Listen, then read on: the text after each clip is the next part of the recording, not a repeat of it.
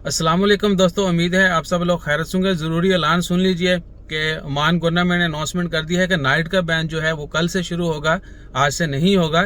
और आज रात को जो है सिर्फ तरावी का अहतमाम किया जाएगा। कल सुबह से सहरी इफ्तारी का सिलसिला शुरू हो जाएगा और ढेरों इबादत की जाएंगी, अल्लाह ताला के हुजूर दुआएं की जाएंगी। बल्कि ये महीना है लूटने का, नेमतें लूटने का भी और साथ में रहमतें लूटने का भी और नेकियां लूटने का। सबसे ज़्यादा कोशिश करें कि ज़्यादा से ज़्यादा इबादत करें और हर किसी के लिए मांगे। अल्लाह ताला के ख़जानों में कोई कमी नहीं है, बस हमें ज़्यादा से ज़्यादा मांगना है। इतना मांगे कि आपको बांटने की ज़रूरत पड़ जाए।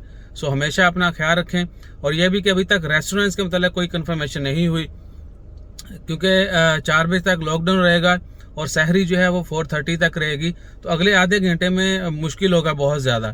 तो हमारी एक तो रिक्वेस्ट भी है ओमान गवर्नमेंट से, आप भी रिक्वेस्ट करें सोशल मीडिया के ऊपर जो है ज़्यादा से ज़्यादा ट्रेंड चलाएं ताकि इजाज़त मिले।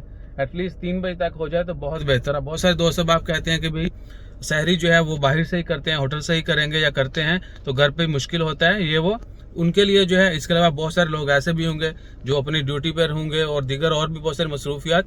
तो क्या है कि एटलीस्ट सहरी के वक्त जो है होटल्स खुले लाजमी रहने चाहिए। जैसे कोई मजीद अपडेट्स आती वो भी आपके साथ शेयर करते हैं। दुआ में याद रखिएगा। जज़ाकल्लाह, अल्लाह हाफिज़।